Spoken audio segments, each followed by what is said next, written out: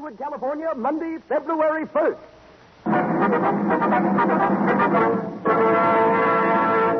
The Lux Radio Theater presents Gary Cooper and Jean Arthur in Mr. Deeds Goes to Town with Lionel Sander.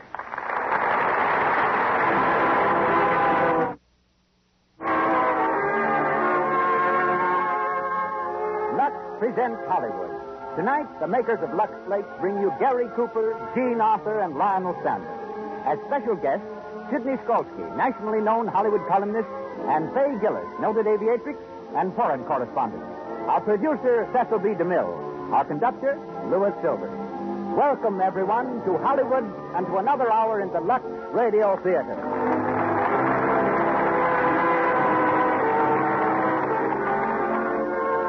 Now, before introducing Mr. DeMille, I'd like to share with you a letter from a California woman, one of our unseen radio audience, Mrs. Roberta Hurst of San Jose. Of Lux Flakes. I'd like to thank you not only for the treat you give us on the air Monday night, but for the boon Luxes to my household. I use Lux Flakes for all my lingerie, all fine laundering, and for dishes. In every instance where my hands come into contact with soapy water. I'm sorry we cannot give you the rest of Mrs. Hurst's enthusiastic letter, but I'd like to emphasize one point. Lux Flakes do protect the woman's hands just as they protect fine fabrics. So why not use Lux for all soap and water jobs, especially dishwashing? Lux protects the natural oils of the skin, leaves your hands soft and white. Start using Lux Flakes for your dishes tomorrow. And now, we present Hollywood's foremost producer. Ladies and gentlemen, Mr. Cecil B. DeMille.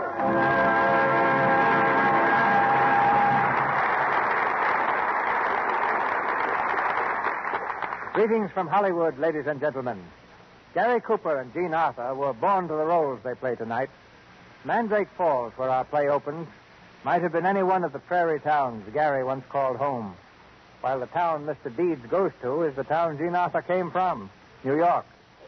As Babe Bennett, Jean writes lines for a New York paper, while before she came to Hollywood, she delivered lines from a New York stage. Longfellow Deeds devoted his spare moments to writing greeting card poetry. And Gary also likes to use a pencil, but instead of making rhymes, he draws pictures. He confided to me that his artistry is merely a case of advanced doodling, which had its beginning when he filled in all the O's in his third-grade reader. Their work in Mr. Deeds convinced me that Mr. Cooper and Miss Arthur were definitely the stars I wanted for the roles of Wild Bill Hickok and Calamity Jane in our picture, The Plainsman. I knew that Gary, raised in a saddle, could be as western as sagebrush in the setting sun. Whatever hesitation I might have had about Jean Arthur was dispelled when I saw her practicing to snap a 15-foot bullwhip around a cowboy's wrist to make him drop a bottle.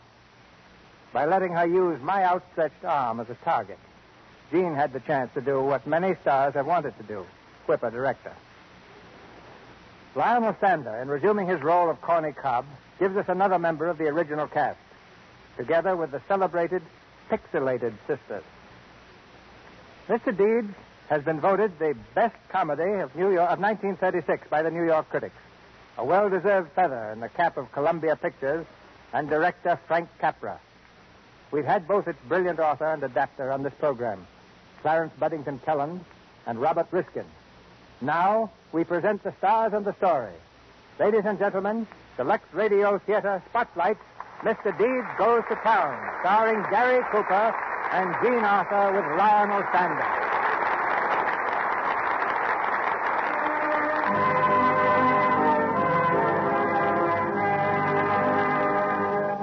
Our story begins in the little town of Mandrake Falls, population 600.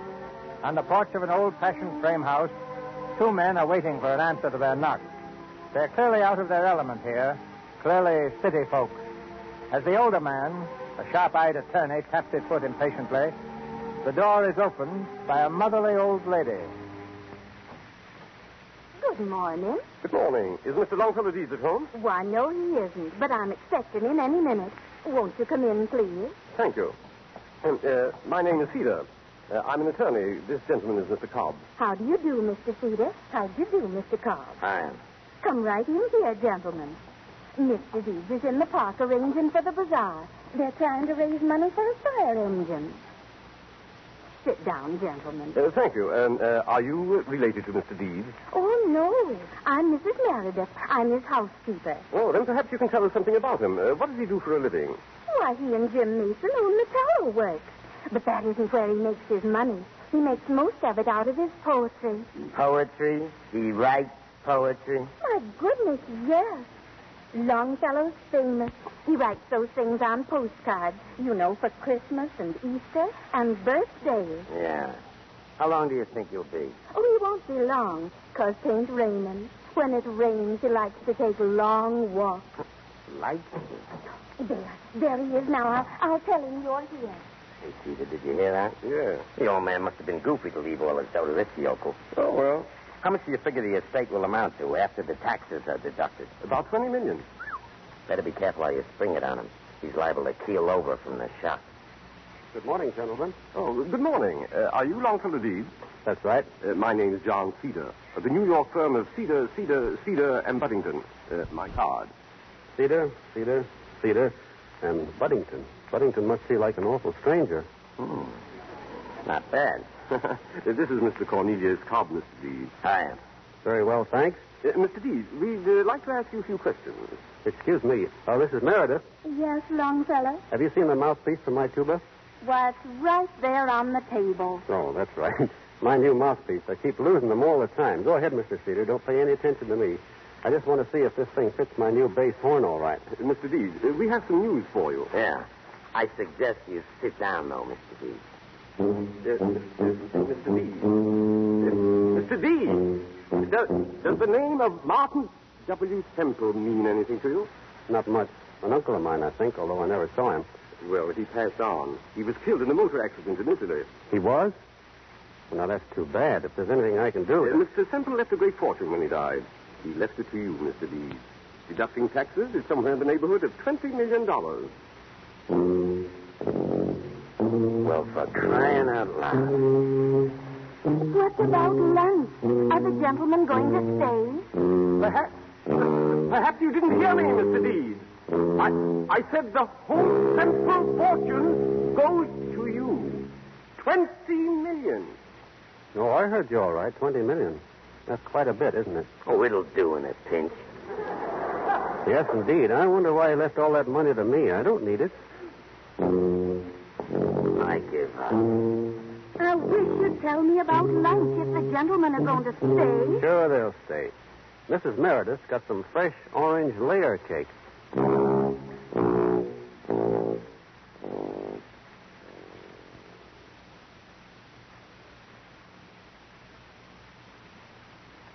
Some more coffee, Mr. Cedar? No, thanks. You see, Mr. Deeds, Cobb here is an ex-newspaper man. Been associated with your uncle for years as a sort of buffer. Buffer? Yeah, glorified doormat. You see, rich man needs someone to keep cranks away. Cedar, and Buddington. It's funny, I can't think of a rhyme for Buddington. Why should you? Oh, whenever I run across a funny name, I always like to poke around for a rhyme. I've got one for Cobb. Huh? There once was a man named Cobb who kept Semple away from the mob. Came the turn of the tide, and Semple, he died. Now, poor Cobb is out of a job. Sounds like 2 weeks' notice to me. Huh? I've gotten a sackaroo in many ways, but never in rhyme. Oh, no.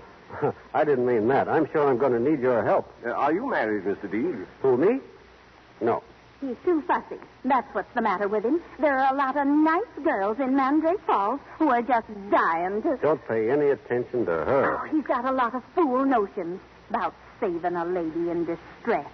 Saving a lady in distress, huh? Well, we all have those dreams when we're young. Well, we'd better get started. You'll have to pack, Mr. Deeds. What for? You're coming to New York with us. When? Tonight, at 6 o'clock train. That's rather sudden, isn't it?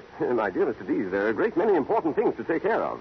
I'm kind of nervous. I've never been away from Mandrake Falls.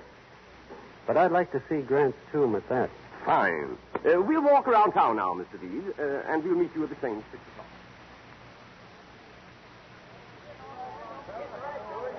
Once more now, boys. A farewell song to Longfellow Deeds, the pride of Mandrake Falls.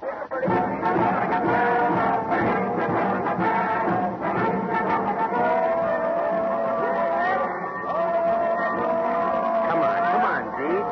You can stand on the observation platform. So long, Charlie. So long, Ed. So long, Mrs. Meredith. So long. So long. So long. Goodbye. I got a lot of friends.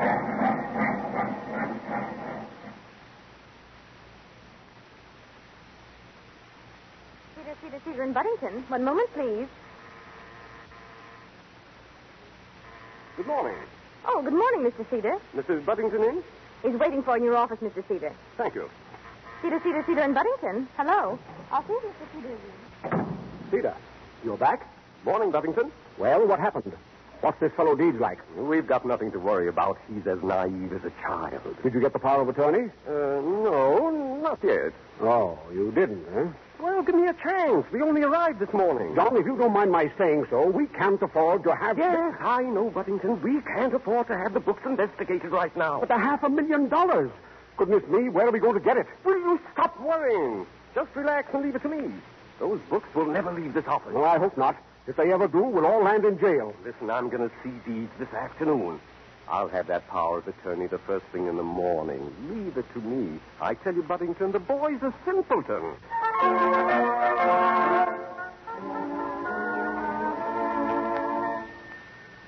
I'll take that, Deeds.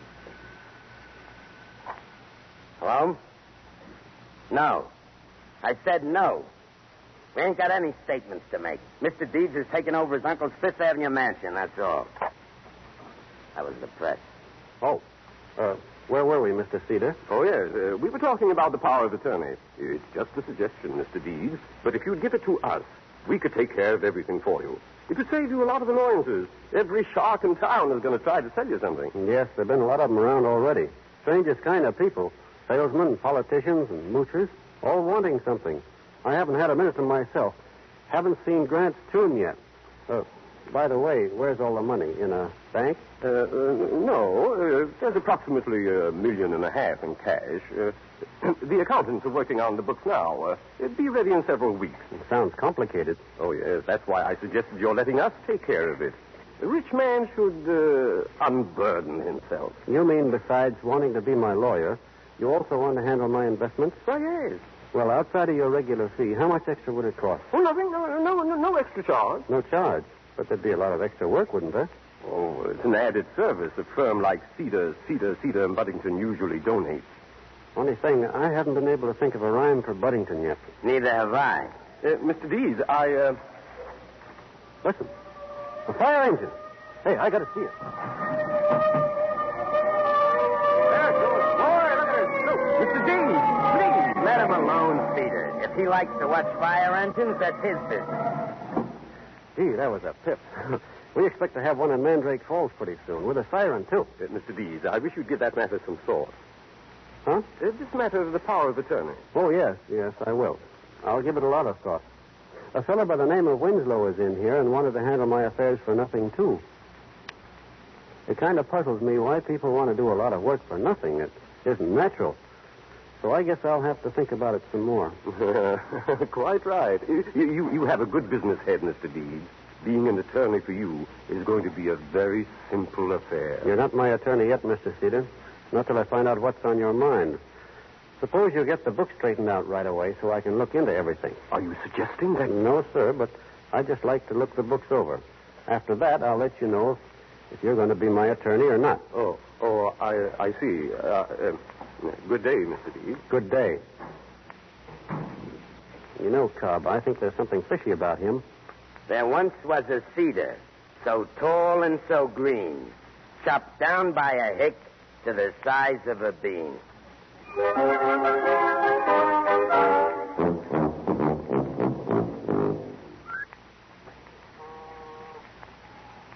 New York Evening Mail. Hello? New York Evening Mail. Mr. McGowan, one moment. I'll connect you. Hello? New York Evening Mail.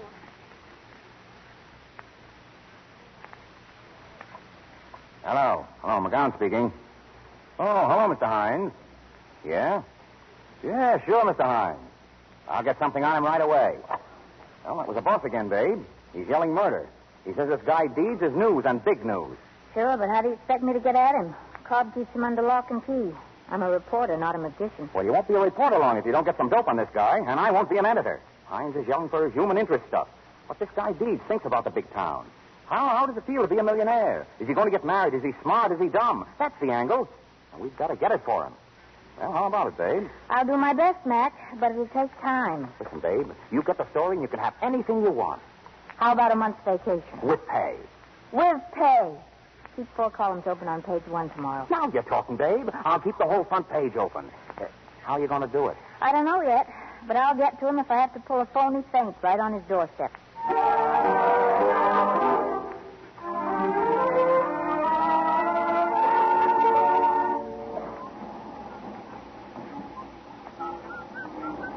Hey, what's the matter here? Are you hurt, miss? Oh.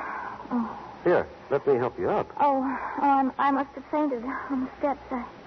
I sat down for a moment and... I'm sorry. Can I help you? No, thank you. I'm all right.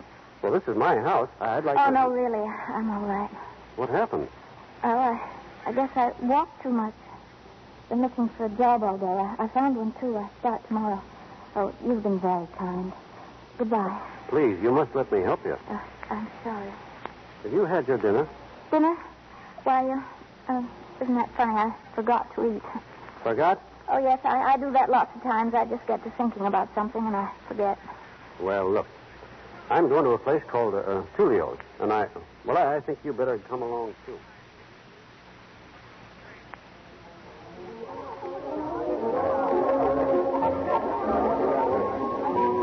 Feel better now, Mr. Dawson? Oh, does this taste good? I don't know how to thank you, Mr. Deeds. I wish you'd let me help you some. Please. I asked you not to talk about it. I'm sorry. You know, you're the first person I've met in New York who didn't want something. Tell me more about yourself. Well, I've told you everything. My folks live in a small town near Hartford. I'm here alone trying to make a living. I'm really a nobody. You were a lady in distress, weren't you? What? Oh, nothing. Anything else, sir? No, thanks. Oh, waiter. Yeah? Anybody come in yet? Writers, I mean? Huh? Oh, no. Nobody important. You'll be sure to point them out, won't you? Uh-huh. I'm a writer myself, you know. That's so? I write poetry. That's so. Well, I'll let you know. Thanks. He's a nice fellow, isn't he? Yes. Well, you've had quite an exciting time since you've been here, haven't you? All those meetings and business deals and society people. Aren't you having fun, Mr. D? No, at least I didn't. Not till now. I like talking to you. It's funny, my finding you right on my doorstep. Yes, wasn't it? Oh, Mr. D. Yes? Brookfield just came in. The poet? Where? Right over there. Look, Miss Dawson. There's Brookfield, the poet. Really? Who's that with him, waiter? Anna Berry and Morrow. Anna Berry and Morrow. Why, they're famous authors. Great liberals. Not with their tips, they ain't. Gee, that's marvelous. Right here in the same room with me. Gosh, I wish I could meet them. Well, I might be able to fix it for you. Could you? Sure. I'll be right back. You hear that, Miss Dawson? I'm going to meet them. Talk to them. Gosh, what a night.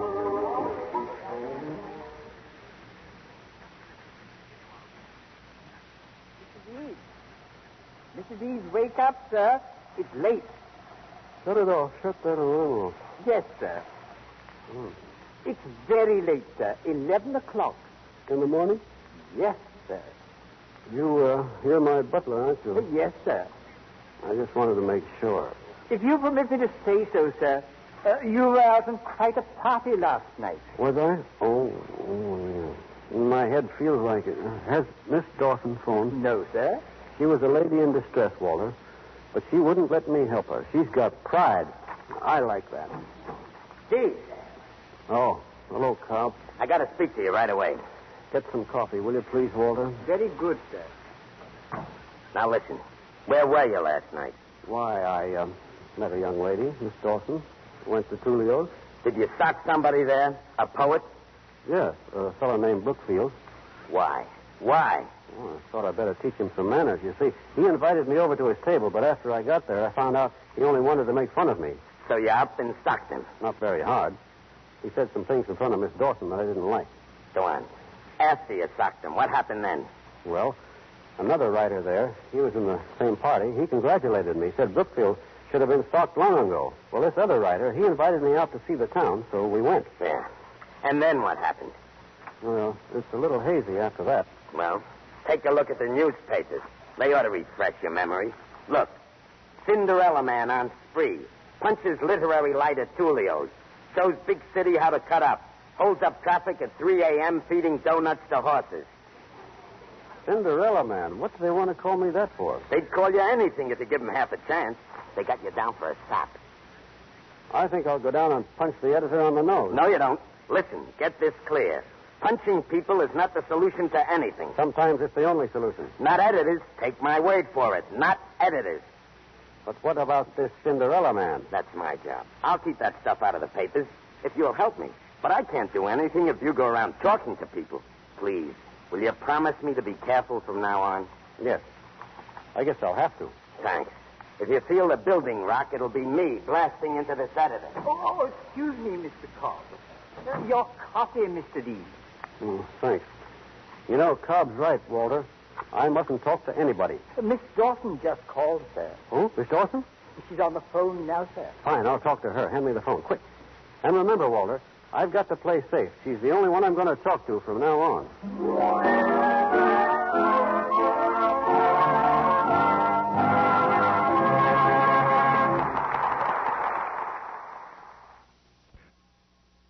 Wonderful, Mother. If someone left us a lot of money like they did to Mr. Deeds.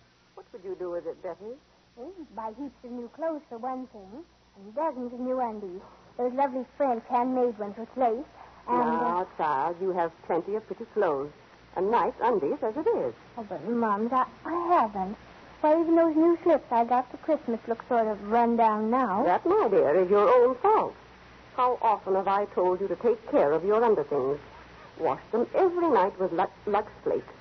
Mine stay new-looking for months, even years, thanks to Lux. Mrs. Ellison is right.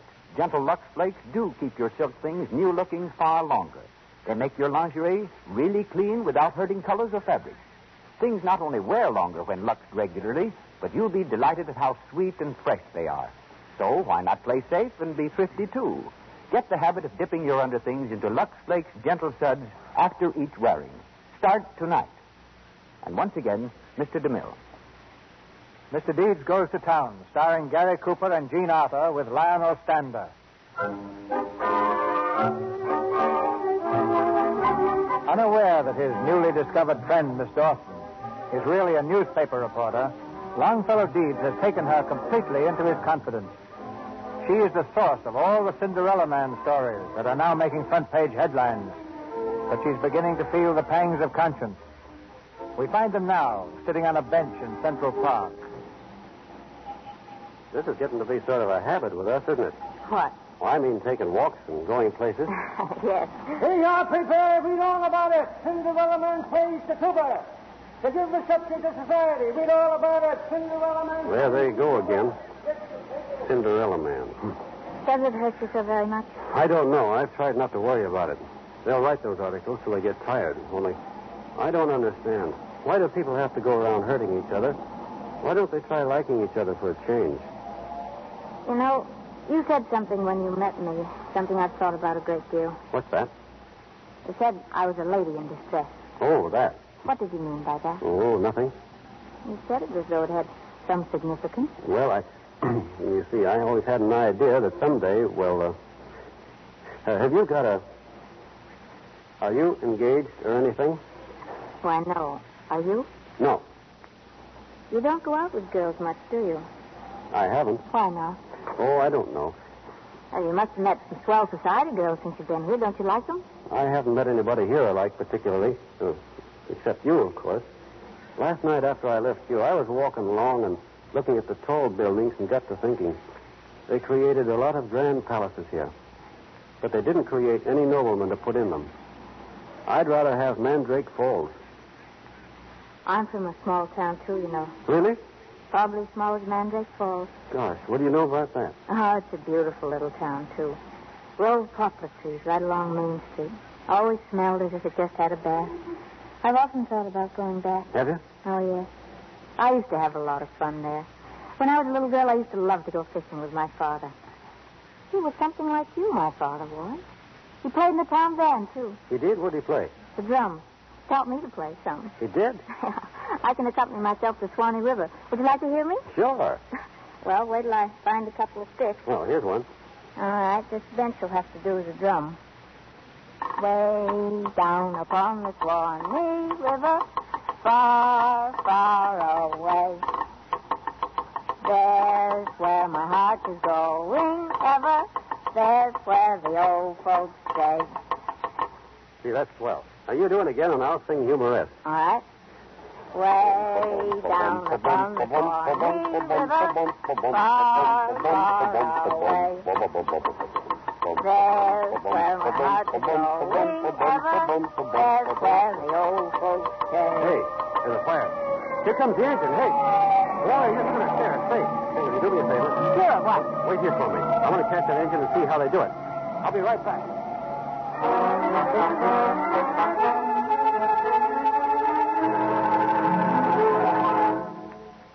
Cinderella man proves himself fire-eating demon, jumps on board engine, volunteers to help firemen. Did you do that? Sure. But I didn't know they'd make another story out of it. I tell you, they'll make a story out of everything. But what gets me is who's on the inside? Where are they getting their dope? I don't know. I pleaded with you not to talk to anybody. You promised me you wouldn't. But no, you've been blabbing your head off to the whole town. What have you been doing every night? Going out? So I noticed.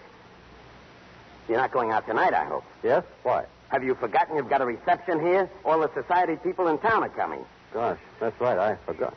Well? I had an appointment. I was going to meet somebody for dinner. You can't dodge your own reception. It ain't etiquette. No, I suppose not. Only... Only what? Well, you let me think it over. I'll let you know.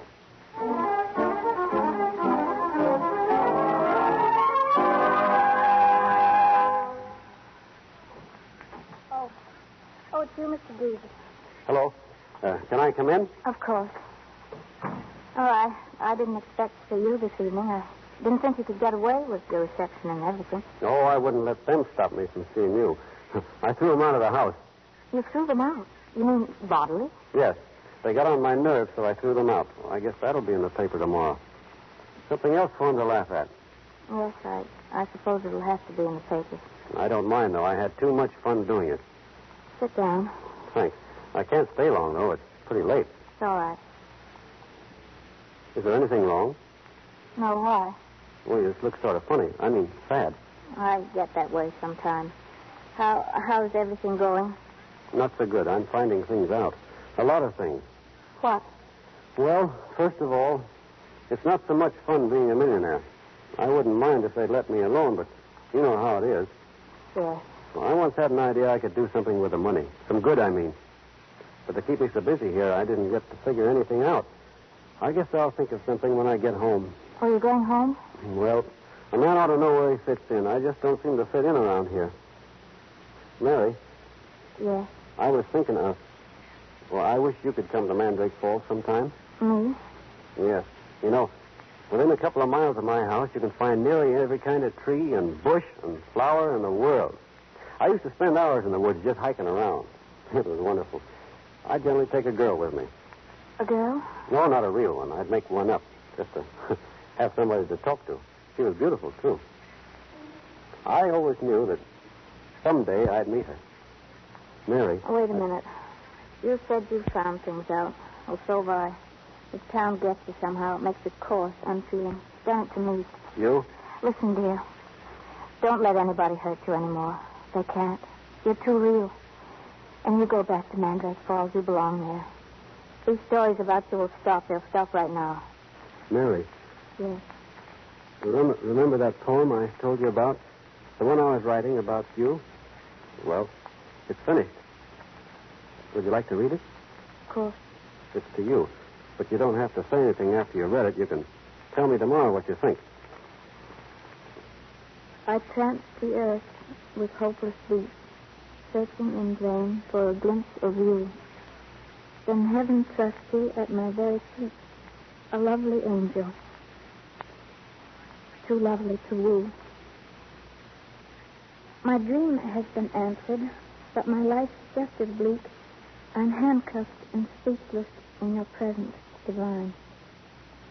While my heart longs to cry out, if it only could speak. I love you, my angel. Be mine. Be mine. You don't have to say anything now, Mary. I'll wait to hear from you tomorrow. Yes, tomorrow. Good night, Mary. Good night.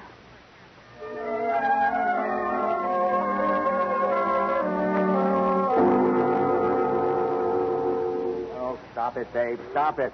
Well, what do you mean you're quitting? True, Mac. I'm walking out on you. I'm through. What's bothering you, babe? Last night he proposed to me. Proposed to you? You mean he asked you to marry him? Yes. Why, babe, that's terrific. Cinderella man woos mystery girl. Who is the mysterious Drink girl? one word of that and I'll blow your place up. Oh, I'm sorry, babe. Say, you haven't gone and fallen for that mug, have you? Well, I'll be a... Oh, that's tough, babe. I'm awfully sorry. Well, what are you going to do? I'm telling the truth. Well, tell him you're Babe Bennett. Tell him you're making a stooge out of him. I've got a lunch date with him. Expect an answer. It's going to be pretty. Oh, don't be a sucker, babe. You can disappear, can't you? Oh, I thought of that, too. You need never see him again. That's the rub. Oh, it's as bad as that, huh? Telling him to long shot, I'm going to take it. Hand me the phone, will you, Mac? Now, listen, babe, listen. Are you sure you're doing the right thing? Oh, right thing. It'll be a novelty for me.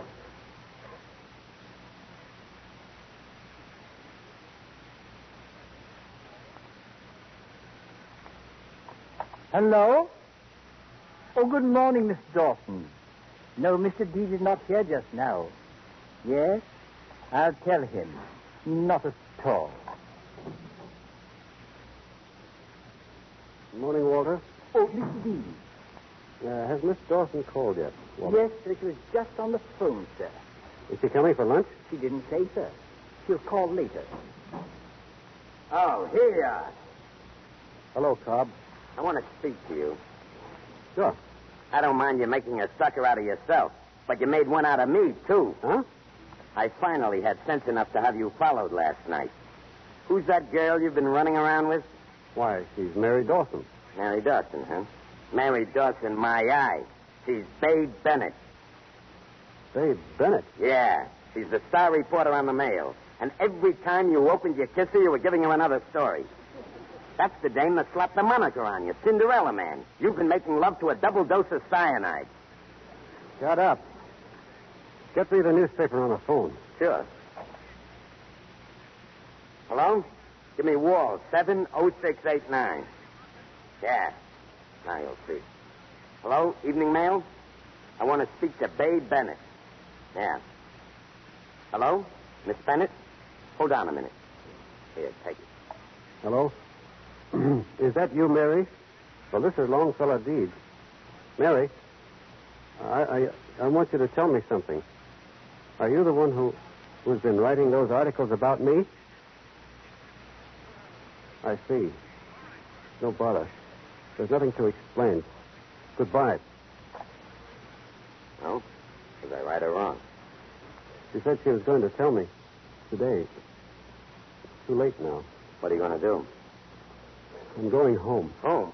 But what about the estate?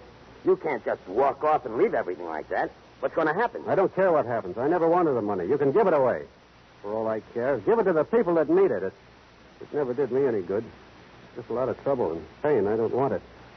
I'm going back home where I belong.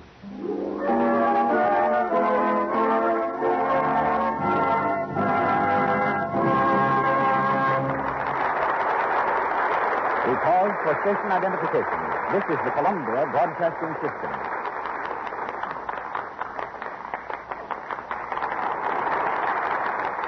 KMX, Los Angeles, the voice of Hollywood. In a few moments, we'll resume Mr. Deeds Goes to Town, starring Garrick Cooper in the title role and Jean Arthur as the reporter. We hear now from another lady of the press, Fay Gillis. Miss Gillis fell rather than rose to fame. One of the best-known ladybirds in America, she became the first woman member of the Caterpillar Club, whose ranks are composed solely of those who have saved their lives by parachute jumps from aeroplanes. When Wiley Post made his record-breaking flight around the world, it was Miss Gillis who met him in Siberia with food and fuel, the place occupied by Will Rogers on his tragic flight with Wiley Post was relinquished to Mr. Rogers at the last moment by Miss Gillis. She is now in Hollywood, reporting for the New York Herald Tribune, and expects to leave shortly for the Orient. Ladies and gentlemen, Faye Gillis.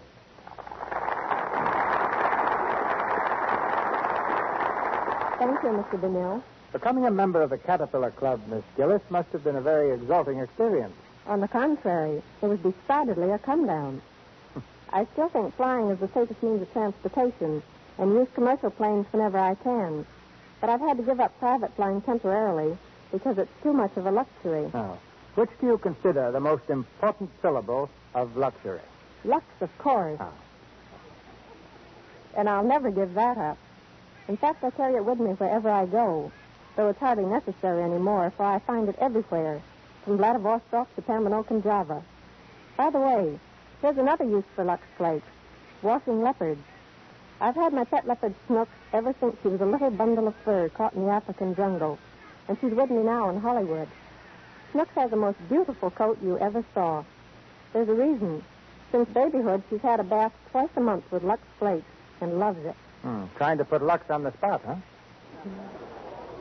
Faye, you must find Hollywood rather dull after reporting wars, coronations, and other exciting events. Why, no. When my feet start itching, I can take a trip around the world by touring the studios. I can visit Tibet on the Columbia lot, where Harry Cohen has erected spectacular Shangri-La, The Lost Horizon, the magnificent new film directed by Frank Capra, who also directed the screen version of tonight's play, Mr. Deeds. I can visit Naples on the set of Dodsworth, India and Afghanistan and Shirley Temple's new film, Wee Willie Winkie, Berlin in The Road Back, Westminster Abbey in The Prince and the Pauper, Dublin in The Plough and the Stars, and China in The Good Earth. And now, thanks very much, Mr. DeMille. I'll be seeing you at Paramount before long, slinking through the bayous of Louisiana with Lafitte, the buccaneer. Good night, Globe Trotter.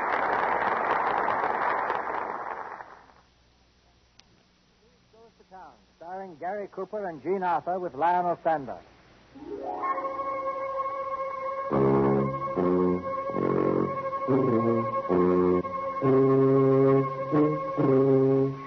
Completely disillusioned, Longfellow Deeds started giving his money away to needy farmers.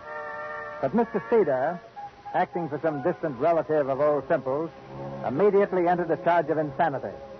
Deeds, confined to the county hospital for observation, refused to speak or enter any defense. And now, on the opening day of the insanity hearing, with the little courtroom jammed, Cedar is just finishing his address to the bench. In the interest of my client, the only other living relatives of the late Martin W. Semple, we cannot permit a fortune so huge to be dissipated by a person whose incompetency and abnormality we shall prove beyond any reasonable doubt. We present our first witness, Your Honor, Miss Louise Bay Bennett. Quiet.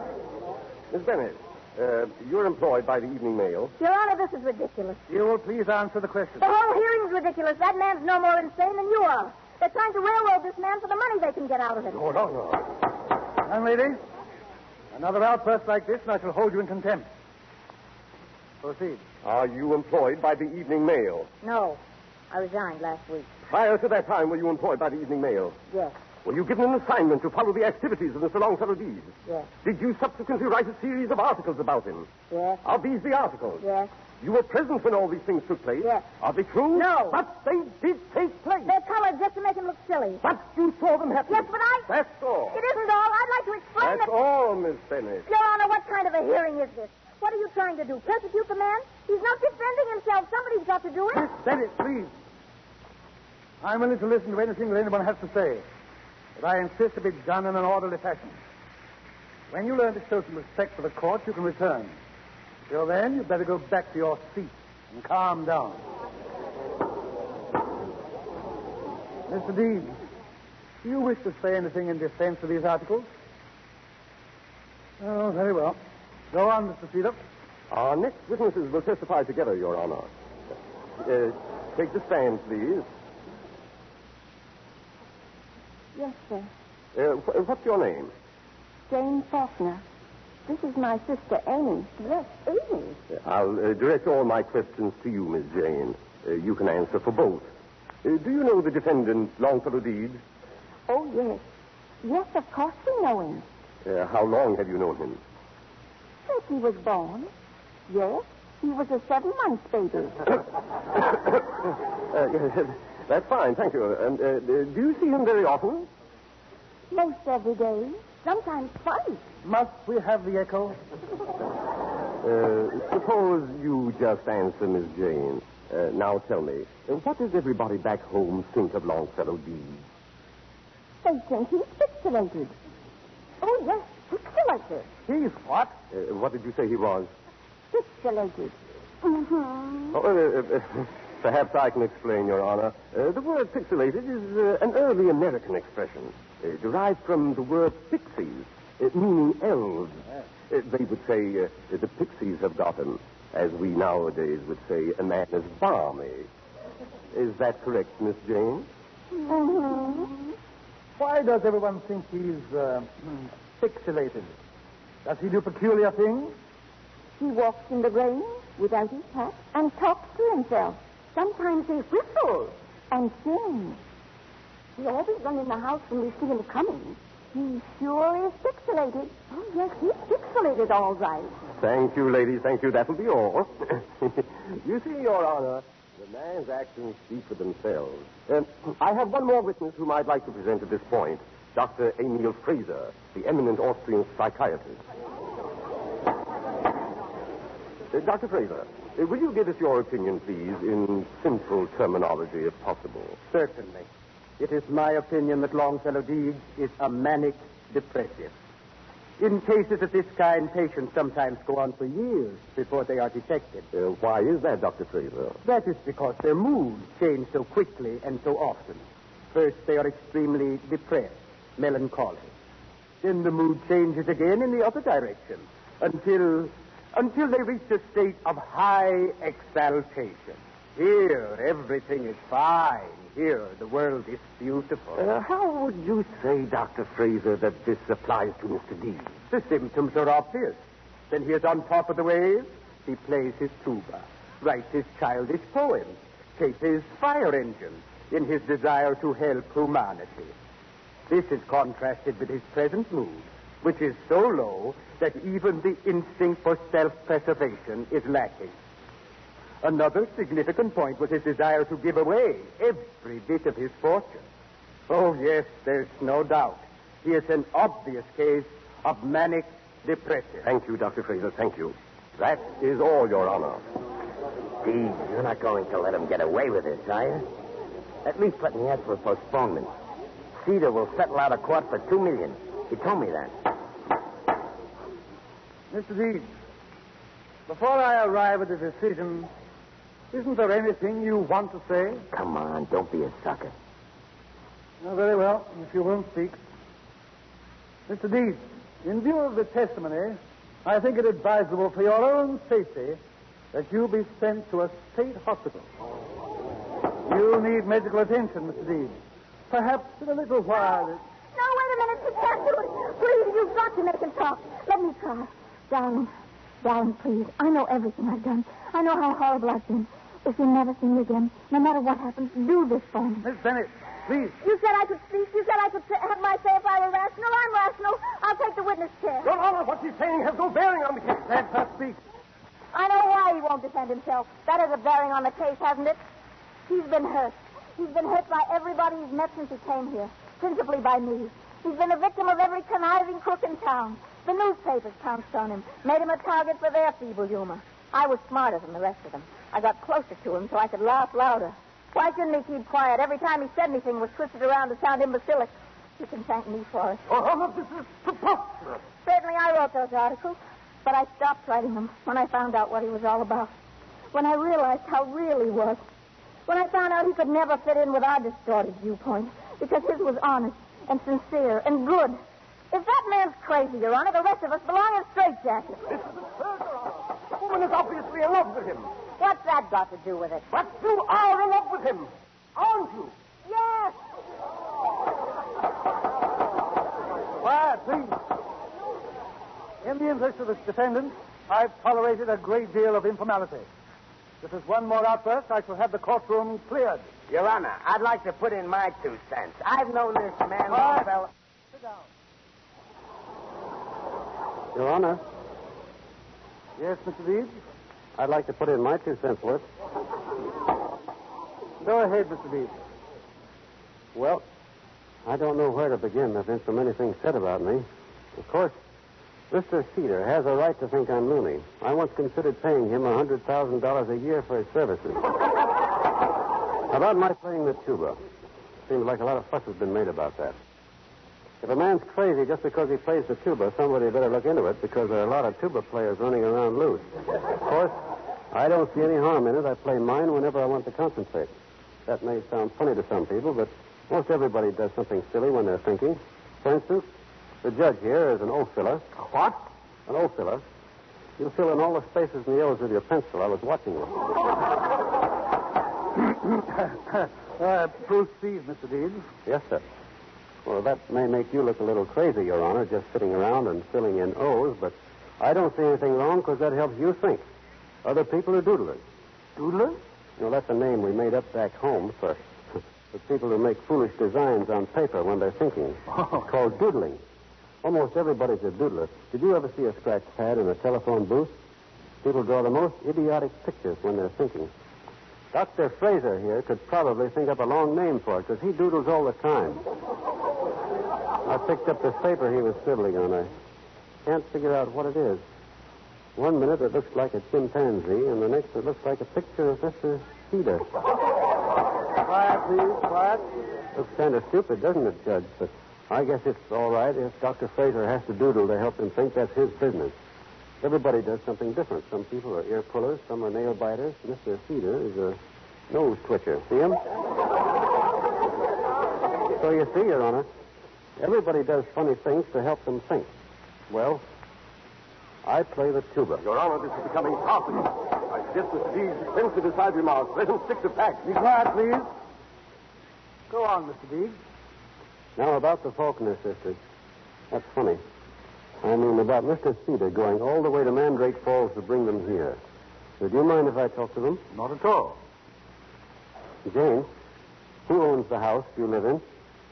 Why, you do, Longfellow. Yes, you own it. Do you pay any rent?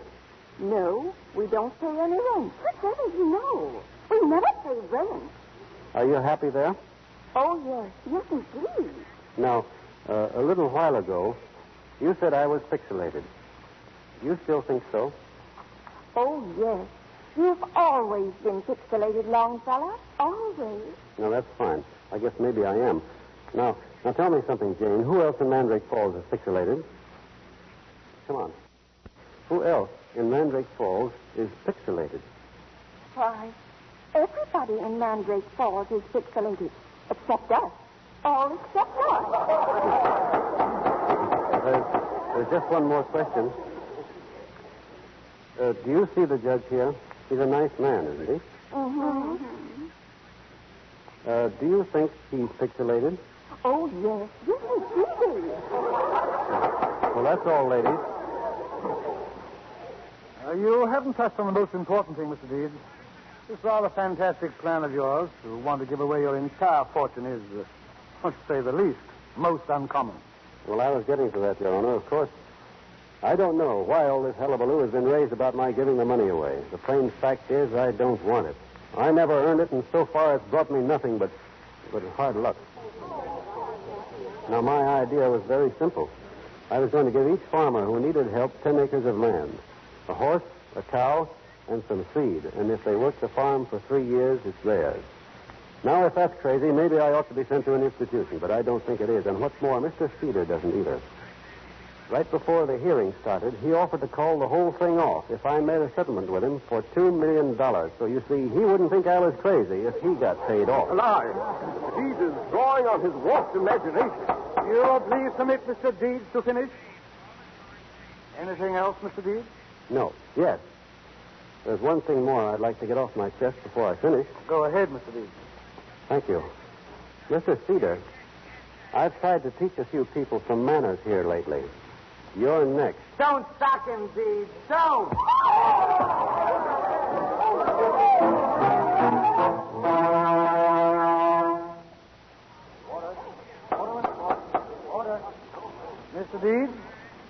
court has come to a decision. There's been a great deal of damaging testimony against you. Your behavior, to say the least, has been most strange. But in my opinion, you are not only sane, but you're the sanest man that ever walked into this courtroom. Oh, thanks. Well, you're free to go now. And best of luck. Gosh, thanks. That's swell. Wait a minute. Where's Mary? Hey, Mary! Mary! I've got her. Here she is. No, please let me go. Mary! You don't want to speak to me. Yes, I do. I can leave now, Mary. Look, the judge said so, and I'd like you to come with me back to Mandrake Falls. Mandrake Falls? Will you, Mary? Mandrake Falls? Don't get hysterical, kid. It ain't as bad as that. It's a beautiful place. I know it is. And I'd love it. Oh, gosh, Mary. Well, I guess that's settled. I'll get the tickets and pack up your things, Dee. Gosh, you're wonderful, Mary. I said I'll get the tickets and pack up your things, Dee. Huh? Oh, thanks. And Cobb. Yeah? Don't forget my tuba, will you?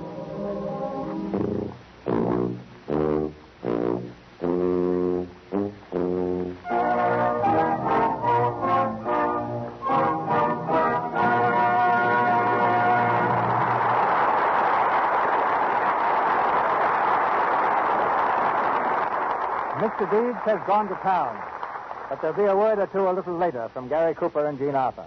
We in Hollywood respect Sidney Skolsky for a wit as sharp as his pencil, for his persistence in turning up news and turning down the merely sensational, and for his willingness to hold back a story if printing it would hold back someone's career. Sid and I have flung many a scorching syllable at each other, but this Broadway bantam who keeps his finger on the Hollywood pulse for the New York Daily News is always ahead of the headlines. Ladies and gentlemen, Mr. Skolsky goes to town. Well, DeMille, here I am again. I watched you work the last time you were here, and I'd like to ask you a question. What is a columnist? That's a little difficult. Columnists are born, not made. You're the perfect size for a columnist. You're just tall enough to reach the keyhole. I like that line even when I used it. You columnists know everything, don't you? I know enough to know that while peeping through keyholes, I have observed the wardrobe departments in all leading Hollywood studios using Lux Flakes to wash the silk stockings of the movie actresses. Very nice, Skolsky. If you'll answer my question, what is a columnist, I'll let you get on with your specialty. All right. A columnist is the only person who is minding his own business when he is minding your business. Good enough, Mr. Skolsky. Now, go to town. I hope I don't have any detours. Hollywood is a place where Carol Lombard doesn't close her dressing room door, where Myrna Loy, while waiting on the set to play a sophisticated lady, knits. It's a town where a producer, advised to take a trip around the world, said, "No, there are plenty of other places I'd rather see first." It's a town where a sign on the road to Jean Harlow's house reads, "Danger, curves ahead." Where Harpo Marx declared that he wanted to keep his marriage a secret until after the divorce. But don't get me wrong, I love Hollywood. Hollywood is a place where the billboards read, "Garbo loves Taylor." But Greta would like you to know that they should read, "Taylor loves Garbo." It's a town where Grace Moore stands in an evening gown and cooks. Where a person whispering a secret says, "I'll tell you this if you promise to let it go further." Where Simone likes the gags about her name and gave her boyfriend, John Swope, a watch inscribed to Swope Swope. Where James K. McGinnis, when invited to dinner by an actor he didn't like, answered, "I'd like to go, but I have a previous engagement, which I will arrange as soon as possible." But don't get me wrong, I love Hollywood. Hollywood is a place where Ginger Rogers, after dancing all day with Fred Astaire, goes dancing at the Trocadero with James Stewart for fun. It's a town where Jack McGowan sits on a permanent New York street at Metro and wishes he were in California. It's a town where Joseph von Sternberg presses a button in his house and creates the effect of rain beating on the roof. Where a Hollywood biggie complained to his wife saying, "I work for you. I slave for you. And what do I get? Nothing but thanks, thanks, thanks." But don't get me wrong, I love Hollywood. Hollywood is a place where Joan Crawford always has a favorite dish for every guest at dinner. Where William Powell, the thin man, hates detective stories. It's a town where a bank on Hollywood Boulevard advertised picture night and gave away a 7-reel film with every deposit. It's a town where Billy Rose, on his way to stage the Texas Centennial, declared, "Boys, I'm going to make Texas the biggest state in the Union." where Ernst Lubitsch said to a group of writers, "Now, what this scenario needs is a scene with a typical Lubitsch touch. Got any suggestions?" But don't get me wrong, I love Hollywood. Hollywood is a place where Mary Astor sat in a brown derby gaping at a tourist, where the Earl of Warwick was suggested for the role of an earl in Parnell, but was turned down because he wasn't the type. It's a town where you can wear a Palm Beach suit with woolen underwear, where Robert Taylor's landlady reduced his rent because she wanted Robert Taylor in the house, where Groucho Marx, on meeting an actress, said, "I never forget a face, but I'm going to make an exception in your case." But don't get me wrong, I love Hollywood. Thanks. Good night. Good night, Mr. Stokes. Once more, our stars. Ladies and gentlemen, Garrick Cooper and Jean Arthur. This has been great, and I've had a swell time. Not at all, Gary. The pleasure's been mine. In case you don't know it, you're talking in rhyme. Maybe that's just what this interview needs. It must be the spirit of Longfellow Deeds. Excuse me for breaking the meter, Mr. DeMille, but this program doesn't need a thing, not even that elegant poetry. As one of your most loyal Monday nighters, I think the Lux Radio Theater is one of the finest contributions that's ever come from Hollywood. Mr. DeMille, this is the first time the three of us have been together since we made The Plainsman. The fleet out on The Plainsman. What have you been doing? Well, I'm preparing to film The Buccaneer, the story of Jean Lafitte. How about playing that pirate for me, Gary, if you're free? Well, there's nothing I'd like better. I've been getting my sea legs now, playing in Souls at Sea, but I see Mr. Ruick approaching, so it must be time for me to get along. Thanks for this opportunity to appear again on what I think is the air's #1 program. Good night. Good night, Mr. DeMille. Good night, Wild Bill. Good night, Calamity Jane. Ladies and gentlemen, this is your announcer, Melville Rule. Before Mr. DeMille tells us of next week's play and stars, may I say that Mr. Cooper and Mr. DeMille appeared through courtesy of Paramount Pictures, Mr. Sander, Columbia Pictures, and Mr. Silver's 20th Century Fox, where he was in charge of music for the new film On the Avenue. And now, Mr. DeMille. Next Monday night, the Lux Radio Theater brings you a story of love behind the throne. A story that starts in New York through the chance meeting of a young American with a strange and beautiful girl, then crosses the Atlantic to a tottering kingdom torn with revolt. Graustark, a tense drama of romance and royalty, starring Jean Raymond and Anna Sten with James Gleason.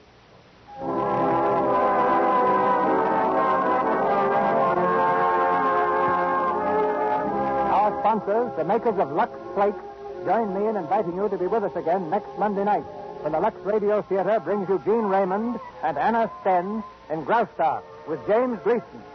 This is Cecil B. DeMille saying good night to you from Hollywood.